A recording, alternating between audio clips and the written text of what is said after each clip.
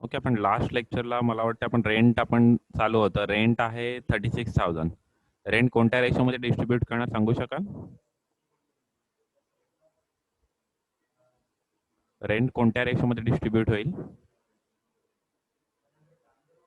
Okay, there is only two ratio, time ratio and sales ratio.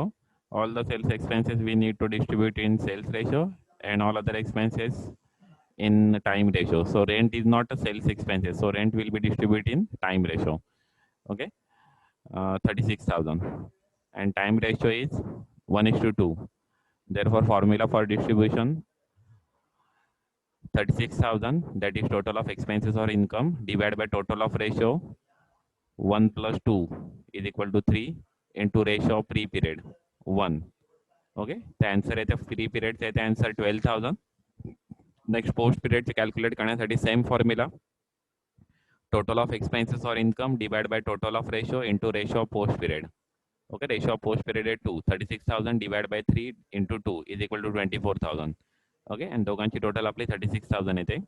Okay, त्यामध्ये distribute करा. बघा, rent 36,000, P&L account debit side rent 12,000 and 24,000. Okay, इथे missing आहे का, हे इथे मिस्टेक झालेली आहे प्रॉब्लेममध्ये. 12,000 आणि इथे येतील 24,000. हा, इथे मिस्टेक आहे, त्यांनी मेन्शन करायचे राहिलेले आहेत. ओके, तर इथे ब्लँक दिसत आहेत पण तिथे ऍक्च्युअली 24,000 पाहिजे. ओके, समजलेलं आहे? ओके, नेक्स्ट बघूया bad debts. Okay, bad debts distribute करायला लागतील आपल्या कुठल्या रेशोमध्ये? सेल्स रेशोमध्ये. लक्षात ठेवा, बॅड डेप सेल्स एक्सपेन्सेस आहेत. ओके, बॅड डेप सेल्स एक्सपेन्सेस आहेत, आपल्याला सेल्स रेशोमध्ये डिस्ट्रीब्यूट करावे लागतील 18,000. ओके, सेल्स रेशो आहे आपला 1:4. ओके, अमाऊंट किती आहे? 18,000. म्हणून 18,000 divide by 5 into 1 3,600 and 18,000 divide by 5 into 4 14,400. म्हणून बॅड डेप्स येणार आहेत P&L account debit side. Okay, 3,600 and 14,400. Okay, 3,600 and 14,400, total 18,000. Okay, हे आपल्याला बॅड डेप्स डिस्ट्रीब्यूट होतील. ओके, नेक्स्ट आहे cash and bank balance. Okay, this is we will transfer this directly to the asset side. 96,000 cash or bank balance. Balance sheet asset side, cash or bank balance 96,000. Okay, आणि finally आपल्याला provide केलेले fix asset. Fix asset आहे 4 lakh. Okay, directly आपल्याला ॲसेटला transfer करायला गेलं, adjustment आहे त्यावरती depreciate fix asset at 10%. Okay, म्हणून ॲसेट साईडला मेन्शन करा fix asset inner column 4 lakh less depreciation 10%. Okay, 4 lakh वरती 10% 40,000. आउटर कॉलमला अमाऊंट येईल 3,60,000. Okay, 4 lakh minus 40,000 is equal to 3,60,000. Okay, and we should transfer this 40,000 to the P&L account debit side, depreciation on fixed asset. Okay, total amount आपल्याला provide केलं 40,000, ती आपल्याला distribute करायला लागेल time रेशोमध्ये. Okay, because depreciation is fix nature expenses, therefore we need to distribute it in time ratio. किती आहे? 40,000 ना, 40,000. Okay, 40,000 divide by 3 into 1 and 40,000 divided by 3 into 2. Amount is 13,333 and 26,666. Okay, so transfer करा ती amount. Okay, 13,333 and 26,666. Same formula use केला आपण. Total of expenses or income divided by total of ratio into ratio of pre-period आणि post period चा find out करण्यासाठी into ratio of post period. Okay, amount is 13,333 and 26,667. Okay, ही जी information दिलेली आहे ती फक्त आपल्याला रेशो प्रोव्हाइड केलेला. तो रेशो आपल्याला जेव्हा आपण फायनल आपण बॅलन्स आपण फाइंड आउट करू तेव्हा आपल्याला तो यूज करावा लागेल. ओके, ह्या इन्फॉर्मेशन वरून आपण सेल्स रेशो आपण फाइंड आउट केला.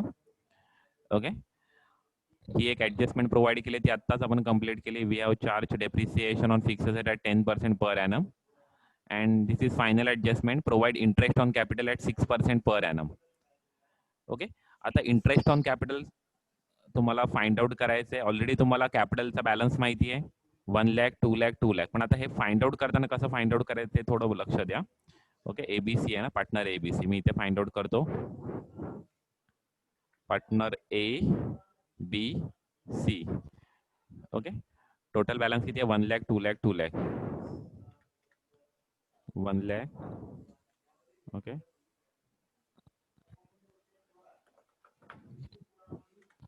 2 lakhs and 2 lakhs.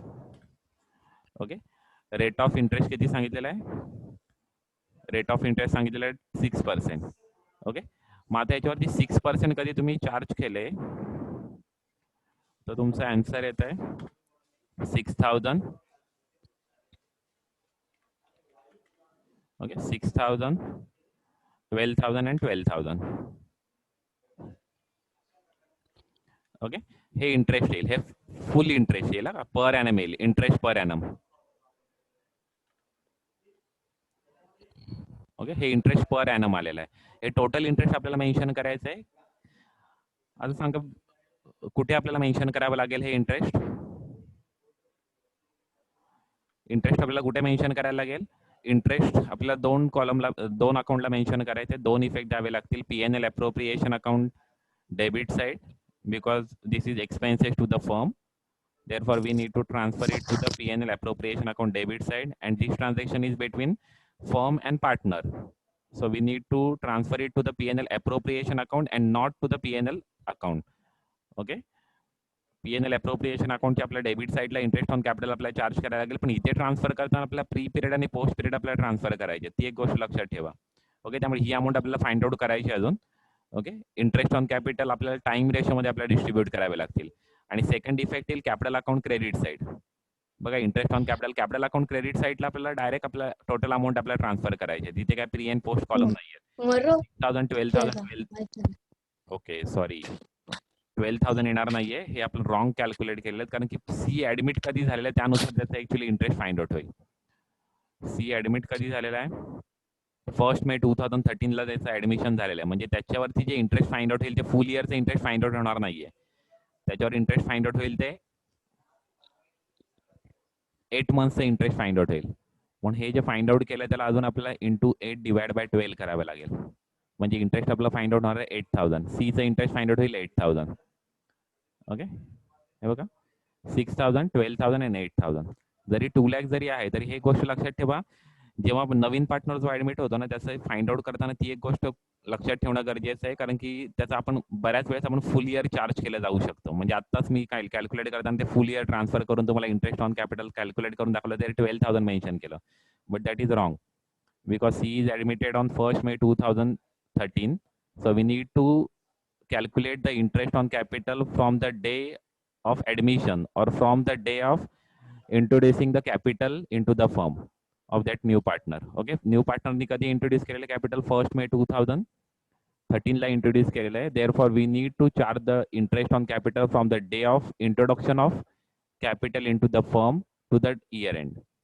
Okay, the introduce कधी केलेलं आहे 1 May 2013 ला, so we need to charge the interest on capital from 1 May to 31 December, that is for 8 months. Okay, मग पहिल्यांदा फुल इयरचं कॅल्क्युलेट होत होतं 12,000 इंटू 8 डिवाइड बाय 12, आपल्या 8 मंथचं कॅल्क्युलेट होतं 8,000 रुपीज. ओके, आता हे झालं, आपण इथे आपण टोटल आपण इंटरेस्ट आपण मेन्शन केलं, पण आपण जेव्हा P&L अप्रोप्रिएशनला जेव्हा आपण मेन्शन करणार आहोत तेव्हा आपल्या ते प्री आणि पोस्ट मध्ये आपल्याला डिस्ट्रीब्यूट करून दाखवायचं आहे. ओके, आता प्री आणि पोस्ट मध्ये डिस्ट्रीब्यूट करताना रेशो काय? Time ratio 1:2. मग टाइम रेशो आहे 1:2. ओके, त्यामुळे आपल्याला त्या टाइम रेशो मध्ये आपल्याला डिस्ट्रीब्यूट करायचे. ओके, टाइम रेशो आहे आपला 1:2. तर आता 1:2 मध्ये आपल्याला डिस्ट्रीब्यूट करताना प्री आणि पोस्ट. ओके, बघा, प्री अँड पोस्ट मध्ये डिस्ट्रीब्यूट करताना टोटल ऑफ एक्सपेन्सेस और income divide by total of ratio 3 into ratio of pre period 1. Okay, 2,000 येतात. आणि पोस्ट पिरियडचे मेन्शन करताना total of expenses or income 6,000 divided by total of ratio 3 into ratio of post period 2. Okay, म्हणजे distribute होतील 2,000 and 4,000. Okay, same calculate होतील बी चे सुद्धा, कारण बी सुद्धा फुल इयर त्याचं त्याचं कॅपिटल फर्मनी यूज केलेलं आहे. ओके, पण सीचं तसं नाहीये ऍक्च्युअली. सीचं कॅल्क्युलेट करताना आपल्याला प्री मध्ये नील येणार आहे, कारण की प्री पिरियड मध्ये कॅपिटल त्याचा युजच झालेला नाही किंवा कॅपिटल त्याने इंट्रोड्यूसच केलेलं नव्हतं. ओके, त्यामुळे जेव्हा तुम्ही न्यू पार्टनरचं जेव्हा तुम्ही कॅपिटल जेव्हा कॅल्क्युलेट करणार आहात ना तेव्हा तुम्हाला जी अमाऊंट इंटरेस्टची आलेली आहे ना, ती आपल्याला ॲज इट इज इथे मेन्शन करायला लागेल 8,000 rupees. Okay, total interest mention होईल पोस्ट पिरियडमध्ये. ओके, कारण की पोस्ट पिरियडमध्ये प्री पिरियडमध्ये त्याचं कॅपिटल आपण युजच केलेलं नाहीये, त्यामुळे जे इंटरेस्ट आपण कॅल्क्युलेट केले ते प्युअरली पोस्ट पिरियडचंच कॅल्क्युलेट केलंय, प्री पिरियडशी त्याचा काही संबंध नाहीये. ओके, त्यामुळे एचं तुम्ही फाइंड आउट केलेलं आहे 2,000 अँड 4,000, बीचं 4,000 अँड 8,000 अँड सीचं 0 अँड 8,000 असे आपल्याला डिस्ट्रीब्यूट करायला लागतील कुठे, पीएनएल अप्रोप्रिएशन अकाउंटला. बघा, एचे 2,000 अँड 4,000, बी 4,000 अँड 8,000 आणि सीचे नील किंवा 0 अँड 8,000. ओके, अशा पद्धतीने इंटरेस्ट ऑन कॅपिटल डिस्ट्रीब्यूट होईल. ओके, ही एक गोष्ट लक्षात ठेवा, interest on capital, interest on drawings किंवा इतर ज्या आपण पार्टनर्स अँड फर्ममध्ये ज्या डिस्ट्रीब्यूट होतात ना गोष्टी, तेव्हा जो नवीन पार्टनर ऍडमिट झालेला आहे तो ऍडमिशन डेट पासून त्याचं कॅल्क्युलेशन करणं गरजेचं आहे. ओके, ऍडमिशन डेट पासून, ऍडमिशन कधी झालेलं आहे त्या डेट पासून त्याचं इंटरेस्ट आहे ते चार्ज होईल त्याच्यावरती. ओके ओके, कोणीतरी हँड रेज केलेला होता, कोणाला काही क्वेरी आहे याच्यामध्ये? ओके, इंटरेस्ट ऑन कॅपिटल कशा पद्धतीने चार्ज करायचं समजलंय का?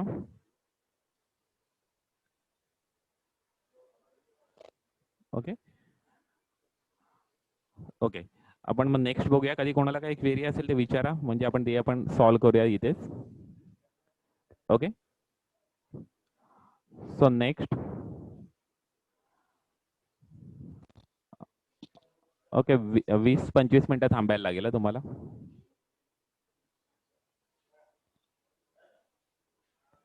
ओके, नेक्स्ट बघूया आपण. आता ऍक्च्युली आपला प्रॉब्लेम आपला कम्प्लीट झालेला आहे. बघा, कुठली इन्फॉर्मेशन आपली लिहायची राहिलेली नाहीये, कुठली ऍडजस्टमेंट राहिलेली आहे का कन्फर्म करा, कुठली इंटरनल ऍडजस्टमेंट आहे का कन्फर्म करा. मला वाटते कुठली इंटरनल ऍडजस्टमेंट नाहीये. ओके, आपण सर्व गोष्टी आपण ट्रान्सफर केलेल्या आहेत. आता आपल्याला अकाउंट आपल्याला क्लोज करायचे. ओके, अकाउंट क्लोज करताना फर्स्ट आपल्याला पीएनएल अकाउंट दिलेलं, त्या पीएनएल अकाउंट टॅली करून घ्या.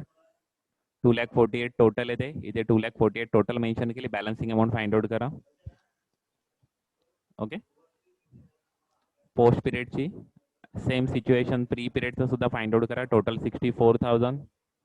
ओके, 64,000 बॅलन्सिंग अमाऊंट येते 15,067. ओके, आता ही जी बॅलन्स आहे ना, ते तुम्ही इथे सुद्धा त्या पार्टनरला डिस्ट्रीब्यूट करू शकत होता, किंवा तुम्ही फायनली इथे पार्टनरला डिस्ट्रीब्यूट केले तरी सुद्धा चालतील. ओके, ठीक आहे. आपण हा जो बॅलन्स आहे तो ट्रान्सफर करून घेऊया पीएनएल अप्रोप्रिएशन अकाउंटला by net profit brought down. इथे नेट प्रॉफिट कॅरीड डाऊन होतं, ते इथे ब्रॉड डाऊन करून घेतले. तो balance as it is mention करून घ्या. ओके, नेक्स्ट इथे बॅलन्सिंग अमाऊंट फाइंड आउट करा. पीएनएल अप्रोप्रिएशन अकाउंटची बॅलन्सिंग अमाऊंट फाइंड आउट करा. ती बॅलन्सिंग अमाऊंट येते बघा, पोस्ट पिरियडची बॅलन्सिंग अमाऊंट येते 98,933 आणि प्री पिरियडची बॅलन्सिंग अमाऊंट येते 9,067. आता हे बॅलन्सिंग अमाऊंट आपण कसे डिस्ट्रीब्यूट करायचे ते बघूया. Okay,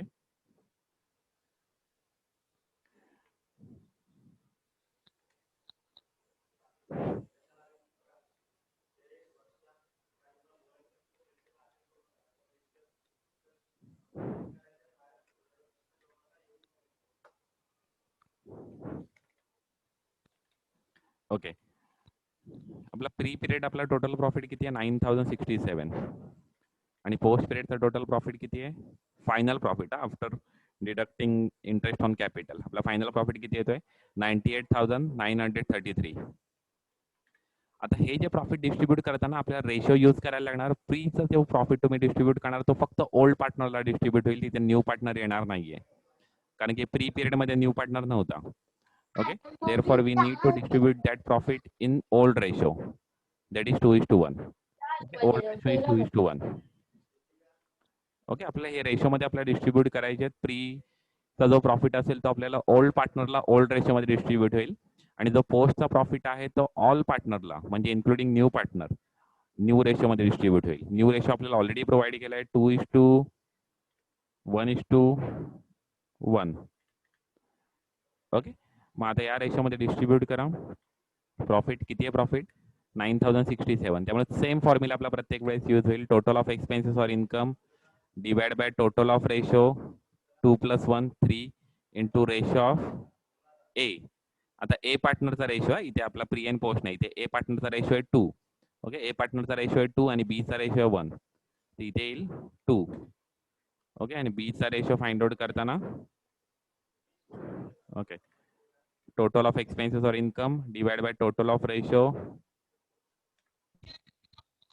divided by total of ratio 3 into ratio of B 1 आणि C ला 0 कारण C प्री पिरियड मध्ये नव्हता. ओके, त्यामुळे अमाउंट फाइंड आउट होते 6,045 and 3,022. ओके, प्री पिरियडचा जो प्रॉफिट आहे तो फक्त ए आणि बी ला डिस्ट्रीब्यूट होईल, सी ला 0 कारण सी न्यू पार्टनर आहे, तो प्री पिरियड मध्ये नव्हताच, त्यामुळे तिथे 0 येणार आहे. आणि सेम सिच्युएशन पोस्ट पिरियडचा जो प्रॉफिट आहे तो आपल्याला न्यू रेशो मध्ये डिस्ट्रीब्यूट करायचा आहे ऑल पार्टनरला. Total of income divide by total of ratio 2 + 1 + 1 4 into ratio of A 2. Okay, same B चं फाइंड आउट करायचं total of income divide by total of ratio 4 into ratio of B 1. Okay, same C चं find out करायचं कारण C सुद्धा partner होता तेव्हा. Total of income divide by total of ratio into ratio of C. Okay, अशा पद्धतीने हे तिघांचे सुद्धा आपल्याला फाइंड आउट झालेले आहे. बघा इथे आपण टोटल आपण फाइंड आउट करून बघूया किती येते.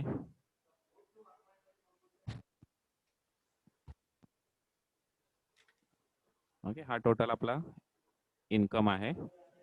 ओके, एवढे आपण डिस्ट्रीब्यूट केलेले आहेत.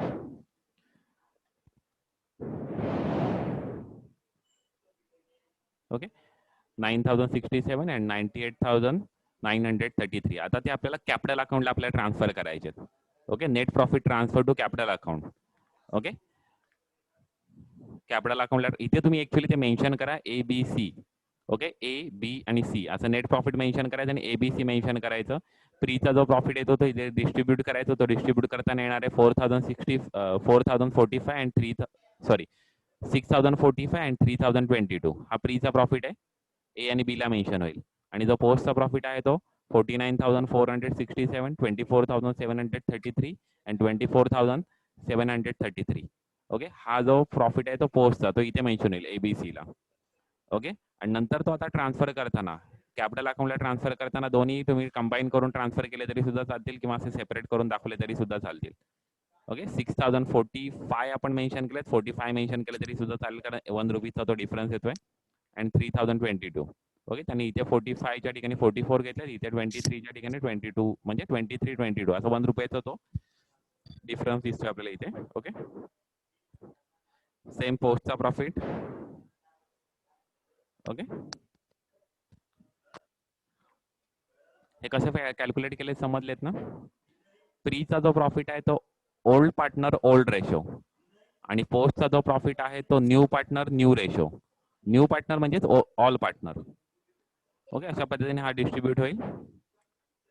ओके, फायनली आपला हा कॅपिटलचा बॅलन्स इथे बॅलन्सिंग अमाउंट फाइंड आउट करून घ्या. कॅपिटलचा बॅलन्स येईल. हा कॅपिटलचा बॅलन्स आपल्याला बॅलन्स शीटला ट्रान्सफर करायला लागेल, बॅलन्स शीटला लायबिलिटी साईडला. ओके, हा बॅलन्स शीटला लायबिलिटी साईडला ट्रान्सफर होईल 1,61,511, 2,39,756 and 2,32,733. ओके, ही टोटल आली कॅपिटलची 6,34,000. ओके, बॅलन्स शीट टॅली व्हायला पाहिजे. तुम्ही सॉल्व्ह करून बघा, काही डिफिकल्टी येत असेल तर विचारा. कुठला पॉईंट समजला नसेल तर कन्फर्म विचारू शकता तुम्ही.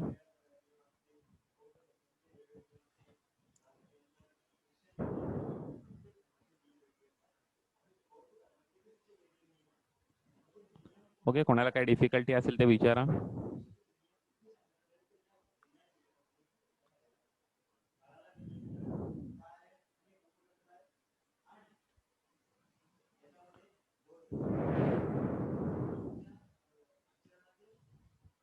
ओके, बघा मेन गोष्टी समजण्यासारख्या एक लक्षात ठेवण्यासारख्या त्या म्हणजे रेशो आपल्याला दोन आपल्याला फाइंड आउट करायचे आहेत. फर्स्ट आहे टाइम रेशो अँड सेकंड आहे sales ratio. Okay, time ratio find out करण्यासाठी प्रत्येक वेळेस आपल्याला सेम याच पद्धतीने फाइंड आउट करायचे. 3 डेट्स आपल्याला मेन्शन करायच्या. Date of beginning of the year, date of admission किंवा रिटायरमेंट असेल तर रिटायरमेंट, डेथ असेल तर death of partner. Okay, and last आहे डेट ऑफ इयर एंड. या तिन्ही डेट्स आपल्याला मेन्शन करून घ्यायचे आणि ह्या 2-2 डेट्स मधला डिफरन्स फाइंड आउट करायचा आहे. ओके, 1 जानेवारी टू 1 मे. आता इथे फाइंड आउट करताना ती पण एक गोष्ट लक्षात ठेवा. 1 जानेवारी टू 1 मे. बरेच जण काय करतात, जानेवारी, फेब्रुवारी, मार्च, एप्रिल, मे पण महिना कन्सिडर करतात आणि ते 5 महिने मेन्शन करतात. तर ती एक गोष्ट लक्षात ठेवा. 1 मे मेन्शन केलं म्हणजे मे मंथ त्याच्यामध्ये इन्क्लूड होणार नाहीये. ओके, मे मंथ्स आपल्याला पोस्टमध्ये इन्क्लूड करायचे, कारण 1 मे कधी इथे 31 मे असतं, तर आपण मे महिना इन्क्लूड केला असता. ती एक गोष्ट लक्षात ठेवा कॅल्क्युलेट करताना, कारण तुमचा टाइम रेशो कधी रॉंग झाला देन 50% प्रॉब्लेम रॉंग होईल. Okay, you will lose 50% marks because maximum more than 50% marks because maximum expenses are distributed in time ratio, and on that basis we calculate the net profit or net loss that will transfer to the capital account. Then तुमचा account जरी tally झालेलं दिसेल, म्हणजे तुमचा balance sheet tally झालेलं दिसेल, पण तो प्रॉब्लेम रॉंग असेल, कारण की तुमचा नेट प्रॉफिट रॉंग होईल, तुमचे जेवढे टाइम रेशोचे जेवढे एक्सपेन्सेस होते तेवढे सर्व रॉंग होतील. ओके, कॅपिटलचा बॅलन्स रॉंग होईल, त्या बॅलन्स शीटला तुम्ही रॉंग ट्रान्सफर कराल, बॅलन्स शीट तुमची टॅली होईल पण ती रॉंग टॅली होईल. ओके, त्यामुळे ती एक गोष्ट लक्षात घ्या कशा पद्धतीने कॅल्क्युलेट करायचं ते. 1 मे टू 31 डिसेंबर हे सेकंड आहे, तर त्याचे 8 मंथ्स येतात. मग 4 मंथ्स आणि 8 मंथ म्हणजे रेशो येतो 4:8, म्हणजेच रेशो येतो 1:2. ओके, आणि सेल्स रेशो फाइंड आउट करण्यासाठी इथे एक मेथड होती, त्याच्यामध्ये त्यांनी प्रीचा आपल्याला सेल्स प्रोव्हाइड केलेले होते आणि टोटल सेल्स प्रोव्हाइड केले होते 5 लाख रुपीज. टोटल सेल्स आपल्याला प्रोव्हाइड केले होते 5 लाख रुपीज. त्या 5 लाख मधून आपण प्रीचे सेल आपण मायनस केले, तर आपल्याला पोस्टचे सेल आपल्याला फाइंड आउट झाले. त्यामुळे सेल्स रेशो आपला 1:4 येतोय. कॉमन झिरो आपण कट केले, रेशो येते 1:4. ओके, नेक्स्ट, कुठले एक्सपेन्सेस कोणत्या रेशोमध्ये डिस्ट्रीब्यूट करायचे ती एक गोष्ट लक्षात ठेवा. जेवढे सेल्स एक्सपेन्सेस आहेत तेवढे सर्व आपल्याला सेल्स रेशोमध्ये डिस्ट्रीब्यूट करायचे. Sales expenses means okay, salesman commission, salesman salary, advertisement, goods distributed as free sample, that is also advertisement. Okay, bad debts. Okay, सर्व जे सेल्स एक्सपेन्सेस आहेत ते सेल्स रेशोमध्ये डिस्ट्रीब्यूट होतील. आणि सर्व फिक्स नेचरचे एक्सपेन्सेस म्हणजे other than sales expenses maximum सर्व एक्सपेन्सेस आपल्याला टाइम रेशोमध्ये डिस्ट्रीब्यूट करायचे. ओके, टाइम रेशो यूज करायचं आपल्याला. त्यानंतर सर्व आपल्याला कॉलम आपल्याला प्रिपेअर करताना पर्टिक्युलर प्री कॉलम आणि पोस्ट कॉलम असे आपल्याला कॉलम आपल्याला प्रिपेअर करायचं आहे, कारण आपल्याला प्रीचा प्रॉफिट आपल्याला सेपरेट फाइंड आउट करायचा आहे, so that we can distribute that pre profit to only old partner. Okay, and we also need to find out post profit separately, so as we can distribute that post profit to all partner in new ratio. Okay, next, interest on capital, interest on drawings हे calculate करताना एक गोष्ट लक्षात ठेवायची की new partner आहे तो in between year join झाल्यामुळे त्याच्यावरचं जे प्रॉफिट, त्याच्यावरचं ते इंटरेस्ट आहे ते कॅल्क्युलेट करताना त्या पर्टिक्युलर पिरियडचं फाइंड आउट करायचं आहे. ओके, ती एक गोष्ट लक्षात ठेवायची. ठीक आहे, आता आपण नेक्स्ट प्रॉब्लेम आपण बघूया. तुम्हाला कधी याच्यामध्ये काही डिफिकल्टी असेल तर नेक्स्ट लेक्चरला सुद्धा तुम्ही विचारू शकता. सॉल्व दिस प्रॉब्लेम तुम्ही पुन्हा सॉल्व करण्याचा प्रयत्न करा. त्याच्यामध्ये काही तुम्हाला डिफिकल्टी येत असेल तर नेक्स्ट लेक्चरला विचारा. जी लास्ट लेक्चरची व्हिडिओ आहे ती सुद्धा मी अपलोड केलेली आहे युट्यूबला. करंट डेटची व्हिडिओ आहे ती सुद्धा मी युट्यूबला अपलोड करीन. ओके, म्हणजे आजची सुद्धा व्हिडिओ अपलोड करेन. मग तुम्हाला कधी काही डिफिकल्टी येत असेल तर तुम्ही ती व्हिडिओ रिवाइज करून पुन्हा बघू शकता. ओके, आणि चॅनलला सबस्क्राईब करा. मला वाटतंय खूप कमी जणांनी चॅनलला सबस्क्राईब केलं. तुम्ही कधी चॅनलला सबस्क्राईब केलं तर मी जेव्हा व्हिडिओ अपलोड करेन तेव्हा तुम्हाला ऑटोमॅटिकली नोटिफिकेशन सुद्धा मिळेल. कधी तुम्ही बेल आयकॉनला सुद्धा कधी क्लिक केलं तर सबस्क्राईबला क्लिक करा आणि बेल आयकॉनला सुद्धा क्लिक करा. तुम्हाला समजेल सबस्क्राईब कसं करायचं ते एकदा तुम्हाला दाखवतो इथे. ओके, त्याच्यासाठी काय तुम्हाला काय पैसे पे करावे लागत नाही. ओके, आता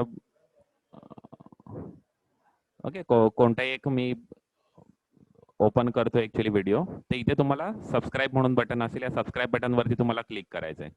ओके, सबस्क्राईब बटनवरती क्लिक केल्यानंतर नोटिफिकेशनचे बेल आयकॉन असेल त्याच्यावरती क्लिक करायचं आणि ऑल नोटिफिकेशनवरती क्लिक करा. मग तुम्हाला जेव्हा मी व्हिडिओ अपलोड करेन तेव्हा तुम्हाला नोटिफिकेशन मिळेल. ओके, अशा पद्धतीने तुम्ही सबस्क्राईब करू शकता. आणि सबस्क्राईब केल्यानंतर काय तुम्हाला काय पे करावे लागणार. सबस्क्रिप्शन म्हणजे काय तुम्हाला पैसे पे करायचे नाही आहेत, ते फ्री ऑफ कॉस्ट आहे. त्याच्यासाठी कुठलेही तुम्हाला पैसे लागत नाही आहेत किंवा फ्युचरमध्ये सुद्धा तुम्हाला त्याच्यासाठी काही पैसे लागणार नाही आहेत. ओके, आपण नेक्स्ट प्रॉब्लेम बघूया. ओके, बघ हा सुद्धा same problem, admission of partner between the year वालाच प्रॉब्लेम आहे सेम. न्यू पार्टनर ऍडमिट झाले 1 जुलै 2013 ला.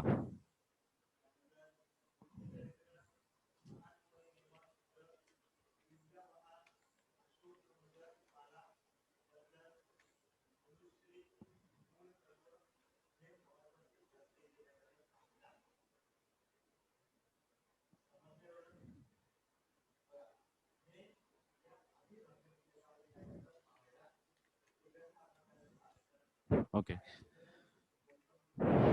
आता सेकंड प्रॉब्लेम जो दिलेला आपण प्रॉब्लेम बघूया आणि त्याच्यामधले कुठे गोष्ट ट्रान्सफर येईल मला तुम्ही सांगणार आहात सर्वजण. Okay, gross profit. आपण एकदा प्रॉब्लेम बघूया. प्रॉब्लेम मध्ये आपल्याला पीएनएल अप्रोप्रिएशन अकाउंट प्रिपेअर करण्याची गरज आहे का ते बघूया. बघा फर्स्ट ऍडजस्टमेंट मध्ये आपल्याला ओल्ड रेशो प्रोव्हाइड केलं 2:1. नवीन पार्टनर ऍडमिट झालेलं C on 1 July 2013 and agree to share in the ratio of 2:1:2. Okay, new ratio सुद्धा आपल्याला इथे प्रोव्हाइड केलेला आहे. Okay, next as per the partnership deed old and new, दोन्ही पार्टनरशिप डीड नुसार partners were entitled to interest on capital at 6% per annum. Okay, A the remuneration rupees 12,000 per annum and C is rupees 20,000 per annum with effect from 1 July 2013. म्हणजे यांना जे remuneration मिळणार आहे ए आणि C ला ते नाही, सी चं जे रेम्युनरेशन आहे ते 1 जुलै पासून आहे, कारण सी नवीन पार्टनर ऍडमिट होत आहे आणि ए ला रेम्युनरेशन मिळणार आहे बिगिनिंग ऑफ द इयर पासून. ओके, इंटरेस्ट ऑन कॅपिटल आहे 6% पर एनम. रेम्युनरेशन आहे म्हणजे सॅलरी आहे पार्टनरला 12,000 per annum for A and 20,000 per annum for C. Okay, next depreciation सांगितलेलं land and building 5%, plant and machinery 20%. तर टिक मार्क करून घ्या depreciation on furniture and land and building. Okay, land and building and furniture mention केले का, plant and machinery. Okay, plant and machinery. Okay, next आहे plant include plant worth rupees 50,000 purchase on 1 जुलै 2013. आता plant मध्ये अजून एक adjustment आहे की हे जी प्लांटची अमाऊंट आहे 1,50,000, त्या 1,50,000 मध्ये ऑलरेडी 50,000 रुपीज इन्क्लूड आहेत. प्लांट इन्क्लूड्स म्हणजे ऑलरेडी इन्क्लूड आहेत त्याच्यामध्ये. Plant worth rupees 50,000 purchase on 1 July 2013. Okay, आता ह्या ऍडजस्टमेंटचा आपला असा यूज होणार आहे की आपण जे डेप्रिसिएशन जे फाइंड आउट करणार आहोत that depreciation we need to calculate in 2 part. That is 50,000 rupees जे आहे ते न्यू परचेस केलेले from 1 July. So we need to charge the depreciation on 50,000 for 6 month only. Okay, July पासून month year end पर्यंत, आणि year end 31 December year end आहे, त्यामुळे त्याच्यावरती फक्त 6 मंथ डेप्रिसिएशन चार्ज होईल. आणि अदर जे आहे प्लांट म्हणजे अदर किती 1 लाख रुपीचा जे प्लांट आहे टोटल 1,50,000 आहे मायनस 50,000 अदर प्लांट आहे 1 लाख रुपीचा, त्याच्यावर फुल इयरचं डेप्रिसिएशन येईल. ओके, ते आपल्याला जेव्हा आपण ऍडजस्टमेंट आपण सॉल्व्ह करू तेव्हा त्या पद्धतीने आपल्याला फाइंड आउट करावं लागेल. ओके, नेक्स्ट आहे fix deposit carry interest at 12% per annum from 1 October 2013. Okay, हे जे फिक्स डिपॉझिट जे मेन्शन केलेलं आहे हे फिक्स डिपॉझिट ती इंटरनल ऍडजस्टमेंटच आहे. म्हणजे त्यांनी इथे मेन्शन केले की 1 ऑक्टोबर पासून त्याच्यावरती इंटरेस्ट चार्ज आपल्याला इंटरेस्ट रिसिव्ह होणार आहे 12% पर एनम. ओके, इंटरेस्ट रिसिव्ह होणार आहे कारण की ते आपण इन्व्हेस्टमेंट केलेली आहे, फिक्स डिपॉझिट आपण केलेले आहेत बँकेमध्ये. ओके, नेक्स्ट इथे सेलची इन्फॉर्मेशन प्रोव्हाइड केलेली आहे. ओके, 30 जून पर्यंत 2 लाख रुपीज सेल्स आहे, out of the total sales rupees 5 lakh. आता तुम्ही कधी कन्फर्म केलं तर तुम्हाला असं समजेल की 1 जुलैला नवीन पार्टनर ऍडमिट झाले, त्यामुळे प्री पिरियड आपला कधीपर्यंत 30 जून पर्यंतच आहे. म्हणजे हे जे सेल्स प्रोव्हाइड केले ते प्री पिरियडचे सेल्स आपल्याला प्रोव्हाइड केले 2 लाख रुपीज आणि टोटल सेल्स आहेत 5 लाख रुपीज. त्यावरून आपण सेल्स रेशो आपण फाइंड आउट करू शकतो.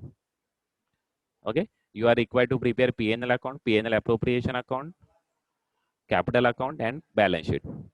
ओके, असं आपल्याला प्रिपेअर करायला लागणार आहे. तर आपण पहिल्यांदा आपण टाइम रेशो आपण कॅल्क्युलेट करून घेऊया या प्रॉब्लेमचा.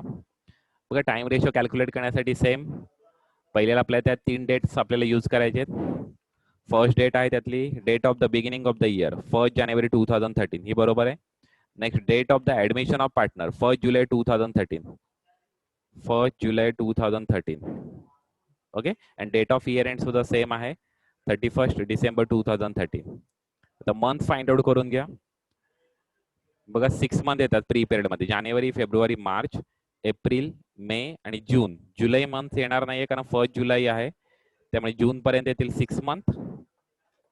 ओके. आणि पोस्ट पिरियडमध्ये सुद्धा म्हणजे 6 मंथच येणार आहेत. बघा पोस्ट पिरियडमध्ये मंथ्स जरी 6 मंथ जरी येणार असतील तरी सुद्धा प्रत्येक वेळेस आपल्याला कॅल्क्युलेट करून बघायचे आहेत.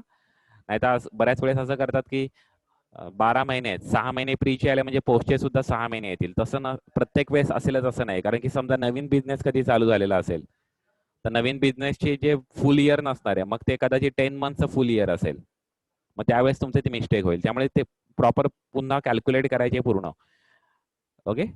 कारण की हे खूप इम्पॉर्टंट आहे. यावरती तुमचे मोर दॅन 50% मार्क्स डिपेंड करतात टाइम रेशो आणि सेल्स रेशोवरती.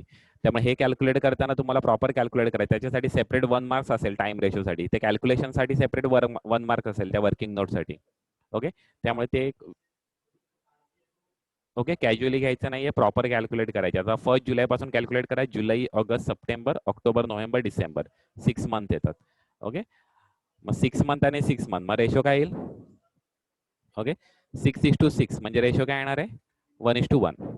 ओके. आपला रेशो असणार आहे 1:1. ओके. आपला टाइम रेशो आपला कॅल्क्युलेट झाला 1:1. ओके.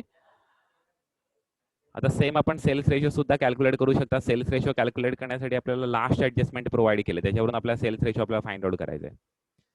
बघा प्री पिरियडचे आपल्याला सेल्स दिलेले 2 लाख रुपीज आणि टोटल सेल्स दिलेले 5 लाख रुपीज. मग त्याचवरून आपला सेम सिच्युएशन आहे, सेम तसंच आपल्याला सेल्स रेशो फाइंड आउट करायचं आहे, जसं आपण लास्ट प्रॉब्लेम मध्ये कॅल्क्युलेट केलं तसं.